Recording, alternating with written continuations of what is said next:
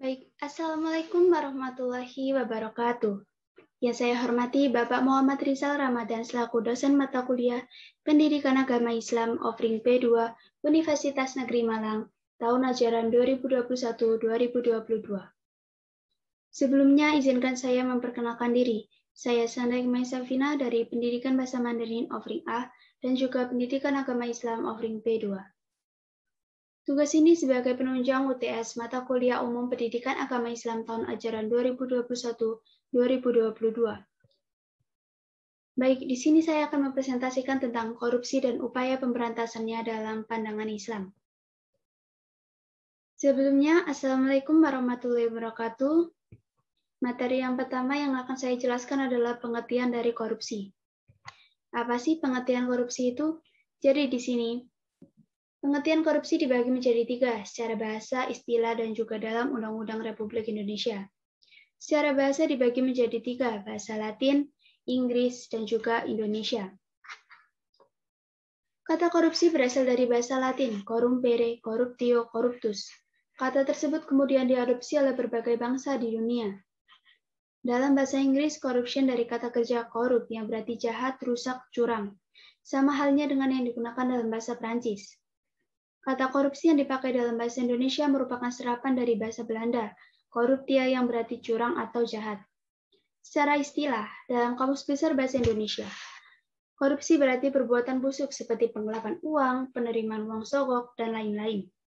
Korupsi diartikan sebagai tindak pemanfaatan dana publik yang seharusnya digunakan untuk kepentingan umum dipakai secara tidak sah untuk memenuhi kebutuhan pribadi. Dalam Undang-Undang Negara Republik Indonesia Nomor 31 Tahun 1999, Pasal 2 Ayat 1 tentang pemberantasan tindak pidana korupsi menyebutkan bahwa korupsi adalah setiap orang yang selalu secara melawan hukum melakukan perbuatan memperkaya diri sendiri atau orang lain, atau suatu korporasi seperti perusahaan atau badan usaha yang dapat merugikan keuangan negara atau perekonomian negara. Praktik kecurangan yang termasuk dalam kategori korupsi antara lain manipulasi, penyuapan, pungutan liar, markup atau penggelembungan anggaran tidak sesuai dengan belanja real, dan pencairan dana publik secara terselubung dan tersembunyi di balik dalil-dalil konstitusi dengan niat untuk memperoleh keuntungan yang lebih besar dari apa yang seharusnya diperoleh, menurut kadar dan derajat pekerjaan seseorang. Dalam artian lain, hasil yang diperoleh itu tidak sah atau tidak halal. Kemudian yang kedua ada bentuk-bentuk korupsi. Dalam pandangan Islam tidak dikenal arti korupsi karena kata ini bukan berasal dari agama Islam. Tapi dilihat dari arti korupsi, banyak pelanggaran hukum dalam Islam yang dikategorikan sebagai korupsi. Di sini ada 5 bentuk pelanggaran hukum dalam Islam. Yang pertama ada gulul atau penggelapan. Secara bahasa adalah ahzu syai wadashu firmataihi, yang artinya mengambil sesuatu dan menyembunyikannya dalam hartanya. Kemudian menurut Ibnu Hajar al-Asqalani, mengartikannya dengan al-khianat fil mahnam atau pengkhianatan pada rampasan perang. Yang ketiga adalah menurut Ibnu Qutaibah, menjelaskan bahwa perbuatan khianat dikatakan gulul karena orang yang mengambilnya lalu menyembunyikannya dalam hartanya.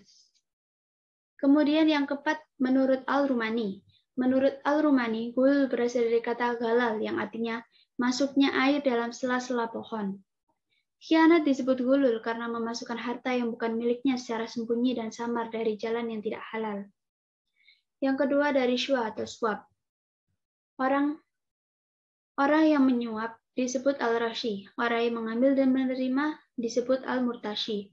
Orang yang menjadi perantara antara pemberi dan penerimanya dengan menambahi atau mengurangi di sisi lain disebut al-raisi. Istilah ini berasal dari kata rasya, yarshu, riswa yang berarti menyuap atau menyogok. Umar bin Khattab mendefinisikan riswa sebagai sesuatu yang diberikan oleh seseorang kepada seseorang yang memiliki kekuasaan agar ia memberikan kepada si pemberi sesuatu yang bukan haknya. Kemudian yang ketiga ada hadiah atau gratifikasi. Hadiah dalam fikih berarti hibah atau memberikan sesuatu dengan ikhlas, namun haram apabila bermaksud untuk mendapatkan keuntungan pribadi, seperti menyogok atasan agar mendapat jabatan yang bagus, dan lain sebagainya. Kemudian yang keempat ada sarika atau pencurian. Berasal dari bahasa Arab, saraka yasriku yang berarti mencuri. Selain itu, merampok, merampas, mencopet, dan memalak juga termasuk dalam sarika. Tindak pencurian merupakan salah satu bentuk dari tindak pidana korupsi. Karena pada hakikatnya korupsi adalah mencuri atau ngemplang uang negara, uang perusahaan, uang organisasi, atau uang orang lain tanpa alasan yang sah. Yang kelima ada khianat atau kecurangan. Khianat adalah perbuatan tidak jujur, melanggar janji, melanggar sumpah, atau melanggar kesepakatan. Dalam hadis riwayat Al-Bukhari dan Muslim juga menerangkan bahwa perbuatan khianat juga termasuk golongan orang munafik. Yang ketiga ada hukum korupsi dalam Islam. Hukum koruptor. Di sini dibagi menjadi dua. Yang pertama hukum potong tangan dan kedua hukum takzir. Hukuman bagi para koruptor disesuaikan dengan modus kejahatan yang dilakukan. Misalnya korupsi dengan modus mencuri atau menggelapkan dana negara, maka baginya berlaku hukum potong tangan jika barang atau uang yang digelapkan sudah mencapai satu nisab pencurian, yaitu senilai 94 gram emas. Hukum potong tangan memang sangat kejam dan melanggar hak asasi manusia. Tapi, karena pada kenyataannya, dengan hukum penjara, jarang dari mereka yang kemudian jerah dan membuatnya berhenti mencuri. Yang kedua ada hukum takzir. Hukuman lain bagi koruptor adalah takzir, atau hukuman mulai dari yang paling ringan berupa dipenjara, lalu memecatnya dari jabatan, dan memasukkannya dalam daftar orang tercela. Penyitaan harta untuk negara hingga hukuman mati. Hukuman ini disesuaikan dengan besar kecilnya jumlah uang atau barang yang dikorupsi dan dampaknya bagi masyarakat. Yang keempat ada motif korupsi. Terdapat dua faktor motif dari korupsi. Di sini dibagi menjadi dua, motif internal dan juga eksternal. Pada motif internal, yang pertama ada sikap terlalu mencintai harta atau hub al-dunya. Dunia yang seharusnya hanya menjadi wasilah atau perantara berubah menjadi gaya atau tujuan akhir. Yang kedua, sikap tamak dan serakah. Yang ketiga, ada sikap hidup konsumtif dan hedonis. Apa sih konsumtif dan hedonis itu? Konsumtif adalah sikap berlebih-lebihan dalam mengonsumsi atau membelanjakan harta tanpa peduli pada nasib orang lain. Yang kedua, ada hedonis. Hedonis adalah sikap yang menganggap kesenangan dan kenikmatan materi sebagai tujuan utama dalam hidup. Kemudian yang keempat ada pemahaman hukum yang dangkal. Yang kelima, hilangnya nilai kejujuran. Sedangkan dalam motif eksternal dibagi menjadi 4. Yang pertama adanya kesepakatan dan sistem yang rapuh. Misalnya tidak tahu atau kurangnya pengawasan yang melekat dari atasan. Yang kedua, faktor budaya. Misalnya adanya keadaan yang sangat mendesak akibatnya ia melakukan korupsi untuk memenuhi kebutuhannya. Yang ketiga, faktor kebiasaan dan kebersamaan. Misalnya para pejabat yang melakukan korupsi berjamaah. Yang keempat, penegakan hukum yang lemah.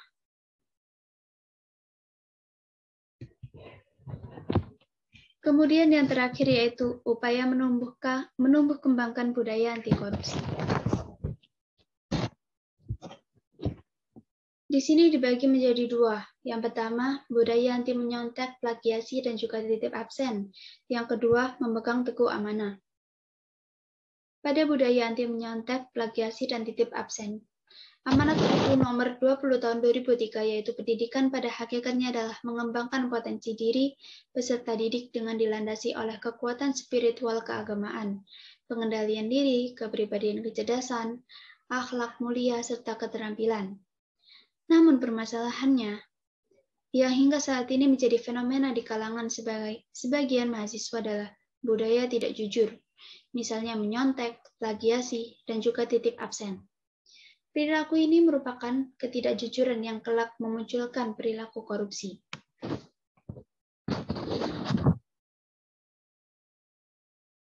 Untuk menghindari budaya menyontek, plagiasi, dan juga titip absen, bisa dilakukan dengan dua cara. Yang pertama, pembiasaan. Yang kedua, keteladanan. Proses pembiasaan dapat dilakukan dengan membiasakan diri untuk berperilaku jujur dan membiasakan diri untuk menjalani proses dengan baik agar mendapat hasil yang maksimal. Contohnya seperti rajin belajar, rajin mengikuti perkuliahan. Yang kedua yaitu keteladanan. Proses keteladanan lebih efektif terbentuk jika para pendidik juga memberikan teladan dengan berperilaku jujur. Yang kedua ada memegang teguh amanah. Jadi amanah berasal dari bahasa Arab dalam bentuk masdar dari amina amanatan, yang berarti jujur dan dapat dipercaya. Menurut Kamus Besar Bahasa Indonesia, sesuatu yang dipercayakan kepada orang lain disebut amanah. Sedangkan menurut Al-Maraghi, amanah adalah sesuatu yang harus dipercaya dan dijaga agar sampai kepada yang berhak memilikinya.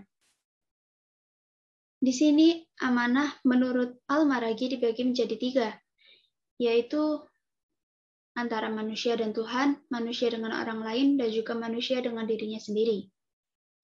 Manusia dengan Tuhan, misalnya mentaati semua perintah dan menjauhi larangan dari Yang Maha Kuasa.